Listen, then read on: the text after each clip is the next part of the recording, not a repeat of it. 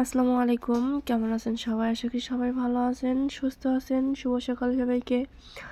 তো যাই হোক, সকাল সকাল বসে পড়ছি মিষ্টি কুমড়া আর ছোট্ট একটা ইলিশ মাছ নিয়ে। তো মিষ্টি কুমড়াটাও ছোট, ইলিশ মাছটাও ছোট। তো মার হলো জ্বর, তো বেশি একটা বড় না, ছোট সাইজের ইলিশ মাছ। তো মা অন্য অন্য মাছ খাইতে কম পছন্দ করে, তো ভাবলাম যে ইলিশ মাছটাই রান্না করা হোক, যেহেতু ফ্রিজে ছিল।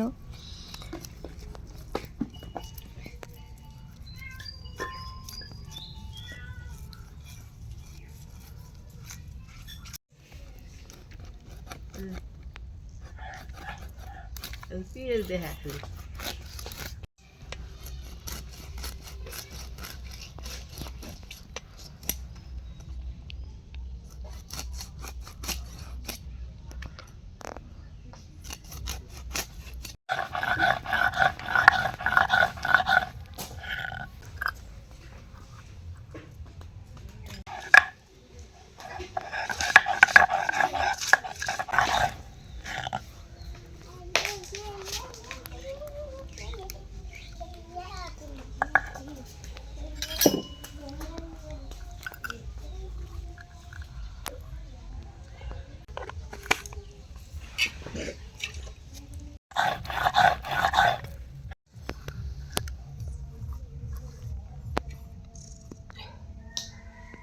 তো মাছটা কোটা ধোয়া হয়ে গেছে, কুটে ধুয়ে নিয়ে আসলাম। এখন মিষ্টি কুমড়াটা কুটে নিব। কমলা একদম মিষ্টি কুমড়া, আল্লাহ জানে কেমন যে লাগে।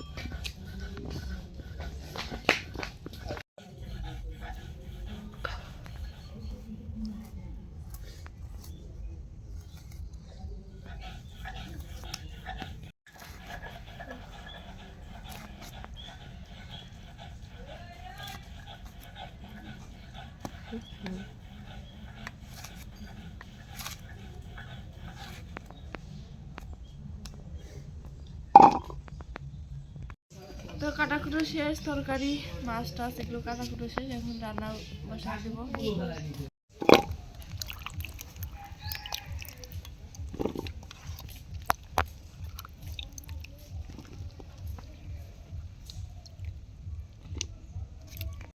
তো মাছটা দেওয়া হয়ে গেছে, আমি কড়াইয়ে দিয়ে দিলাম। তো মাছটাতে আমি দিয়ে দিচ্ছি মরিচের গুঁড়া, হলুদের গুঁড়া, পেঁয়াজ বাটা, রসুন বাটা, স্বাদ মতো লবণ, পেঁয়াজ কুচি আর সরিষার তেল দিয়ে আমি এটাকে মেখে নিছি। তারপর আমি দিয়ে দিলাম পরিমাণ মতো পানি, কারণ ভয়েসটা আমি পরে দিলাম, আমি সেই সময় ভিডিওটা করতে পারি নাই, এই জন্য সব কিছু বলে দিলাম। তো যাই হোক, সবাই ক্ষমার দৃষ্টিতে দেখবেন।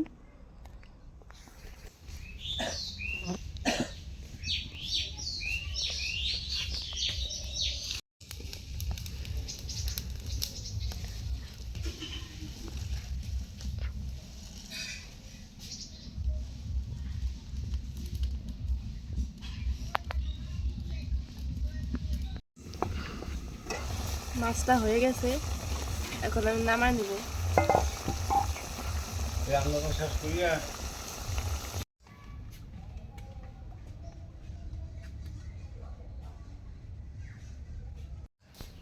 আমি এপাশ দিয়ে রান্না করতেছি, মা এপাশ দিয়ে কি করতেছে? মা তিল ডলে তিল ডলে কি হবে? নেড়ে দেব। তাহলে তিল না, মানুষের কাঁচাই কালাই কালা কালাই খায়। শোষা গুলো তুলবে, শোষা গুলো তুলবে। কিসের বস্তা? ছালার বস্তা। ভাইজে ডললি তো কাজ শোষা গুলো জায়গা। ভাইজে ডলে যাইব। বুদ্ধি হাই রে বুদ্ধি, ইঞ্জিনিয়ারও ফেল।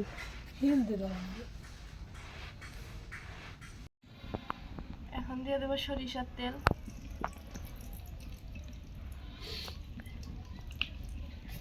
দিয়ে দেব কালা জিরা আর শুকনো মরিচ, দিয়ে দেব পেঁয়াজ কুচি,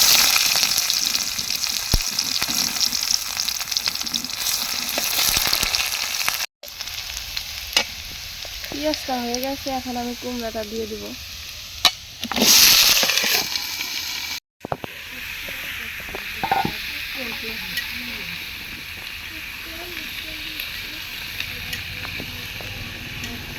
তো এখন দিয়ে দেব হলো জিরা এবং ধনিয়া একসাথে বেটে রাখছি সেটা, মরিচের গুঁড়া, দিয়ে দেব হলুদের গুঁড়া, স্বাদ মতো লবণ,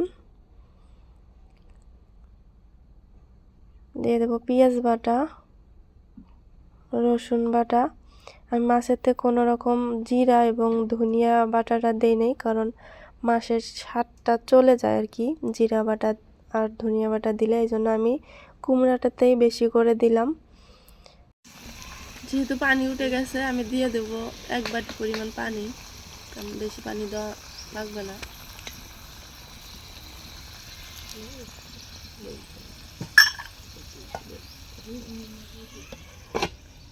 ঢাকনা দিয়ে ঢেকে দিব কষান করার জন্য।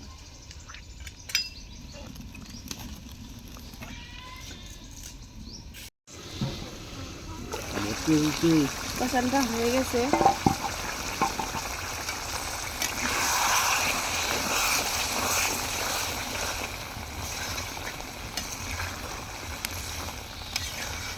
একদম মানে আওলা গেছে।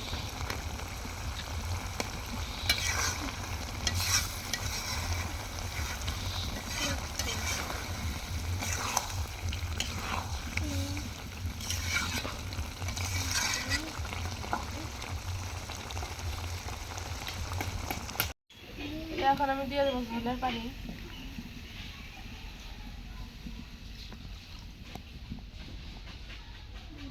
আর আব্বু এবার দিয়ে ঘুটনি বানাইতেছে, ডাল ঘুটনি নাই।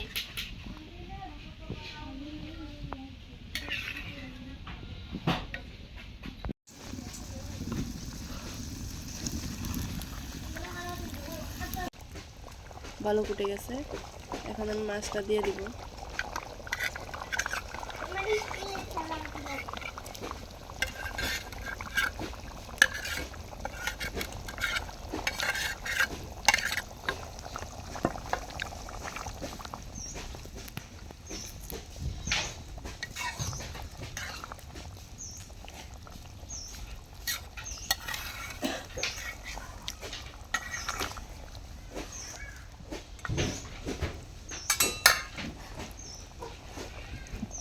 ঢাকনা দিয়ে ঢেকে আমি কয়েক মিনিট জাল দিই,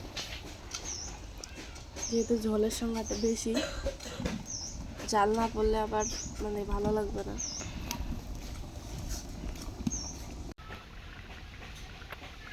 তরকারিটা হয়ে গেছে, এখন আমি তরকারিটা নামাবো।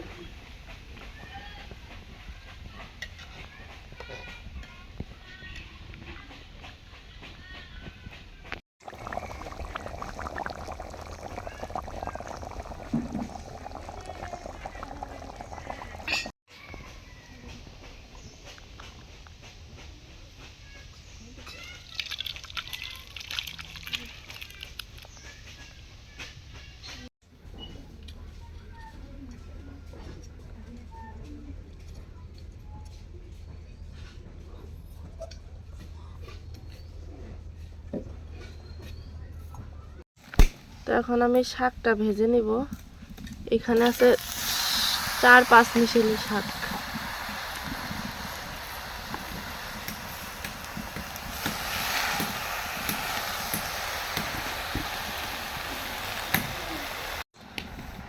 এখন দিয়ে দিব লবণ,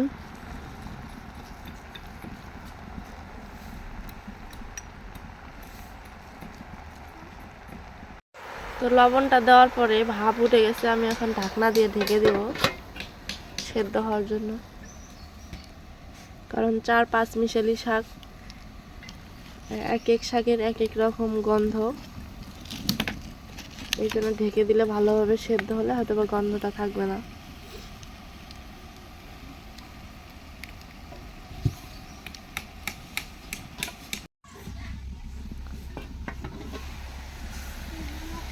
তো শাকটা সেদ্ধ হয়ে গেছে,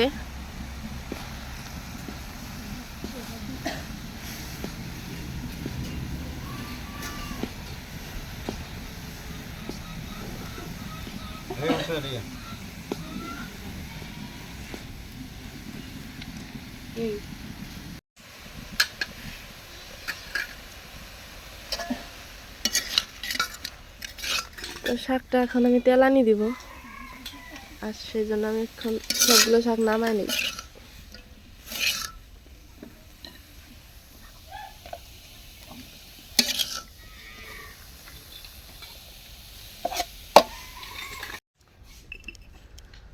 তো আমি শাকটা তেলানি দিয়ে দিব। এখন এখানে নিয়ে নিছি রসুন, পেঁয়াজ আর কাঁচামরিচ।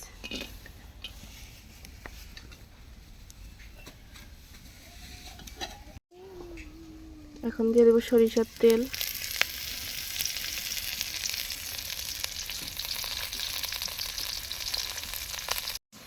তো মরিচ পেঁয়াজটা ভাজা হয়ে গেছে, এখন আমি শাকটা দিয়ে দেব।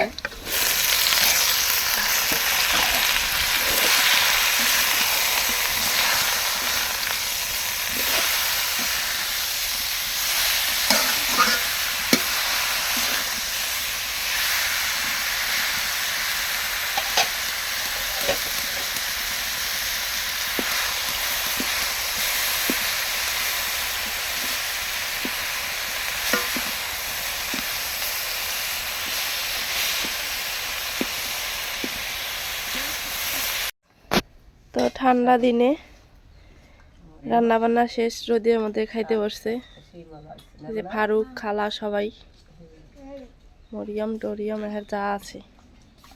ফারুক এক তরকারি দাও।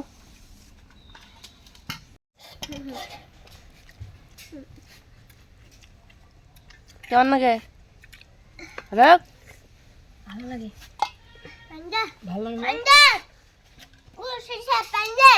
কি সেই শাক? তুমি না শাক দিয়ে খাইতে চাও? শাক বলে সেই মজা আছে।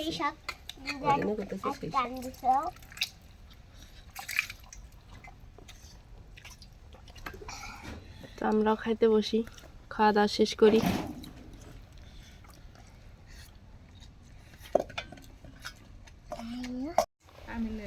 তো খাওয়া দাওয়া শেষ, গরুর পানি খেলে হবে। গরম বেশি হয়ে গেছে না আব্বা? একটু গরু এতগুলো পানি দেয়। অতগুলো গাই গরু না।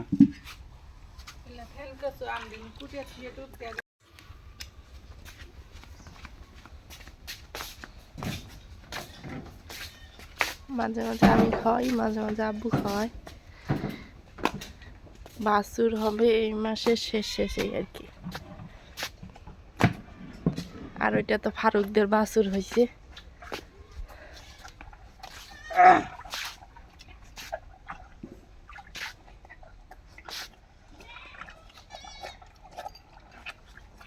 তো সবাই ভালো থাকবেন, সুস্থ থাকবেন। আজকে এ পর্যন্তই।